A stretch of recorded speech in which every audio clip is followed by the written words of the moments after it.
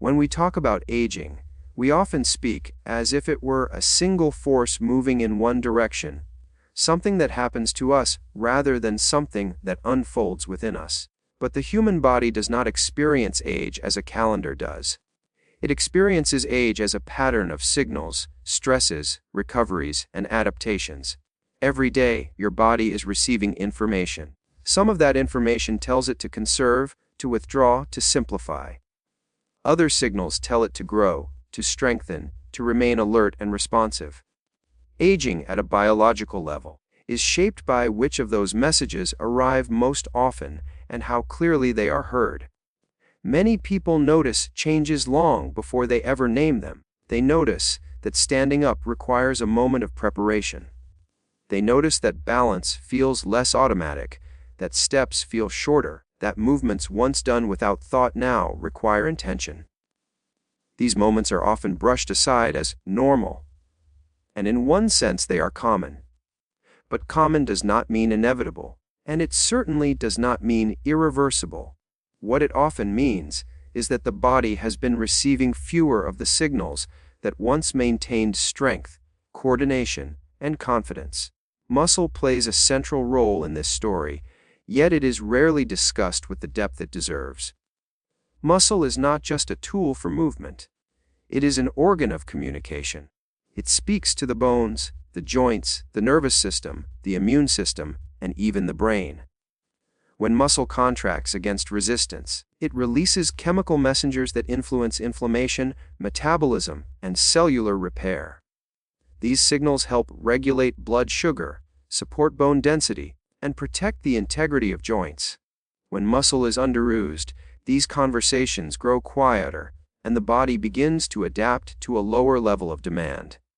For much of adult life, the body is remarkably forgiving. Small losses of strength are often masked by habit and routine. But over time, especially after midlife, those losses accumulate. Scientists use the term sarcopenia to describe age-related muscle decline, but behind that word is a very human experience: the gradual narrowing of what feels possible. Sarcopenia is not simply a loss of muscle mass. It is a loss of power, speed, coordination, and resilience. It affects how quickly we can respond to a stumble, how confidently we can climb stairs, and how easily we can recover from illness or injury. For decades, this process was viewed as an unavoidable consequence of aging. The assumption was that muscle tissue, once lost, could not be meaningfully regained later in life.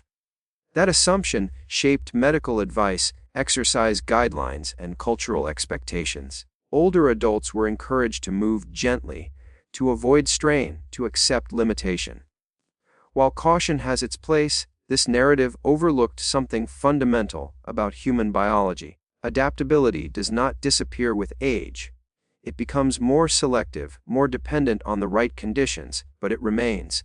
As research methods improved and long-term studies expanded, a different picture began to emerge. Scientists observed that older adults who engaged in appropriately designed strength training were not merely maintaining what they had left, they were rebuilding. Muscle fibers increased in size. Neural connections became more efficient. Functional capacity improved. These changes were not dramatic in the sense of overnight transformation, but they were consistent and measurable. The body, it seemed, was still listening. What determines whether the body responds is not intensity alone. It is clarity of signal. The body responds best to movements that are meaningful, that require coordination across multiple systems, and that are repeated with enough consistency to matter. This is why functional exercises are so powerful. They mirror the demands of daily life. They teach the body to produce force while maintaining balance, to stabilize the spine while moving the limbs, to adapt to changing positions in space. Take the simple act of lowering yourself toward the ground and standing back up. This movement involves the hips, knees, ankles, spine, and core. It challenges balance and strength simultaneously. It requires timing, control, and awareness. When practiced intentionally, this movement does more than strengthen muscles. It trains the nervous system to coordinate effort efficiently. It reinforces the patterns that allow us to live independently. The body does not differentiate between exercise and life. It responds to demand wherever it appears. When you practice standing up with control, you are practicing independence.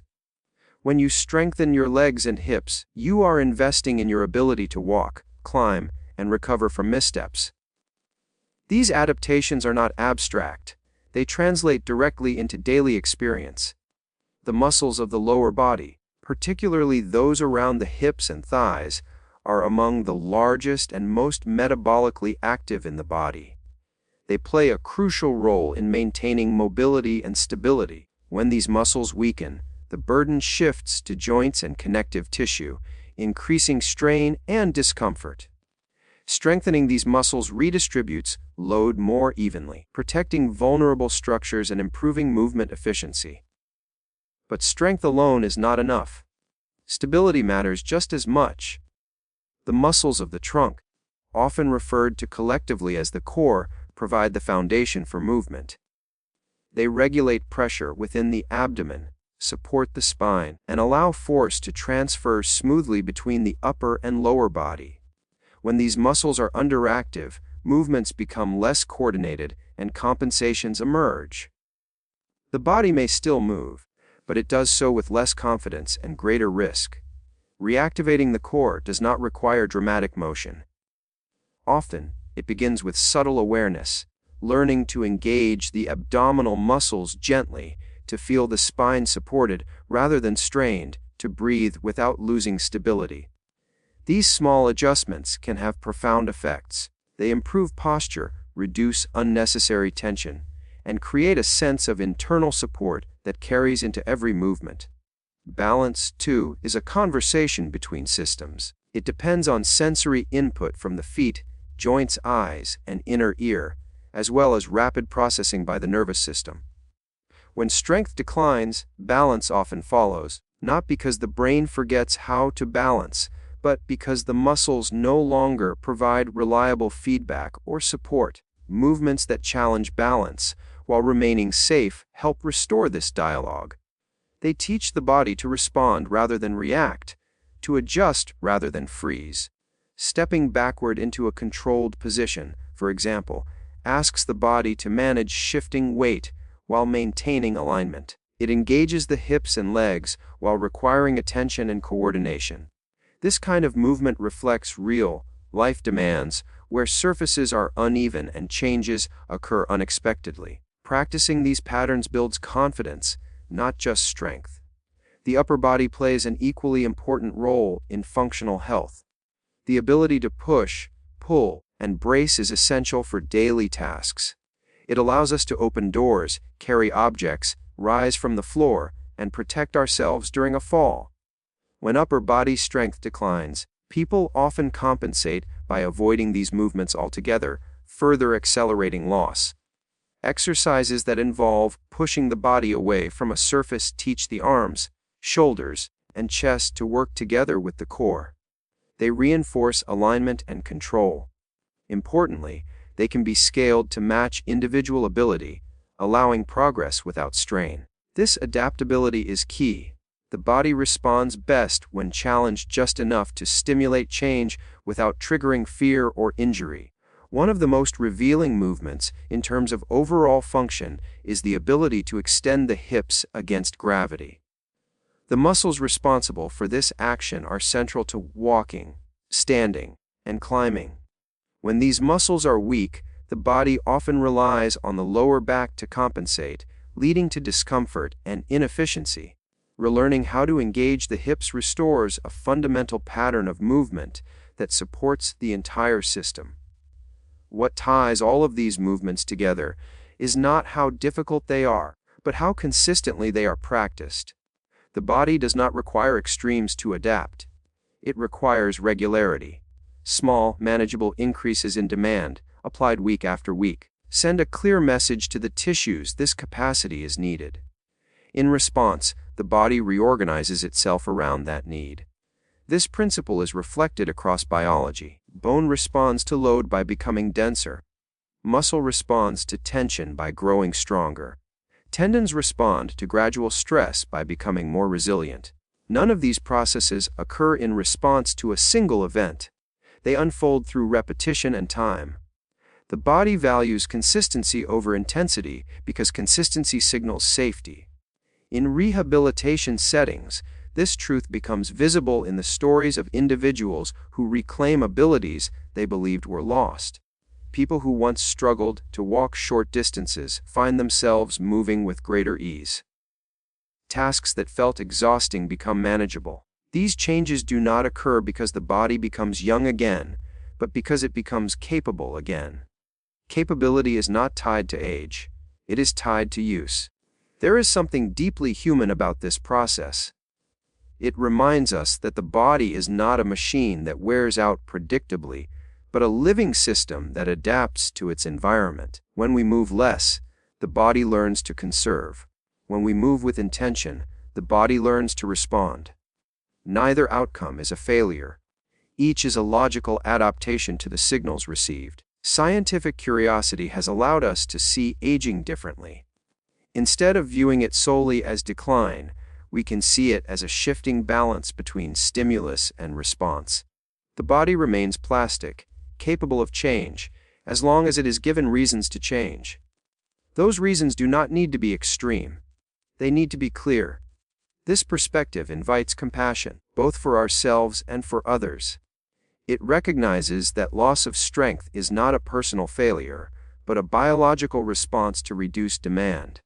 It also recognizes that rebuilding is possible, not through force or punishment, but through patience and understanding. When we approach movement as a dialogue rather than a battle, the body responds with cooperation rather than resistance. Health, in this light, becomes less about chasing youth and more about preserving function. It becomes about maintaining the ability to participate fully in life, to move with confidence, to recover from challenges. These qualities matter at every age, but they become especially meaningful later in life, when independence and resilience carry profound value. The body you inhabit today is the result of countless adaptations. Some of those adaptations reflect past challenges. Others reflect periods of rest or inactivity. None of them are fixed. With the right signals, new adaptations can emerge, muscles can strengthen, balance can improve, confidence can return. These changes may be gradual, but they are real. When we engage with the body thoughtfully, guided by science and curiosity, we move away from fear-based narratives of aging. We replace them with an understanding rooted in biology and possibility. The body is not asking for perfection. It is asking for participation. Each intentional movement is a reminder that adaptation is still possible, that communication is still open, that strength is not a relic of youth, but a quality that can be cultivated across the lifespan. In this ongoing conversation between the body and the world, movement is one of the most powerful languages we have. It tells the body what matters. It tells it what to preserve. When we choose to move with purpose, we are not resisting time. We are responding to it with curiosity, respect, and a quiet confidence in the remarkable adaptability of the human body.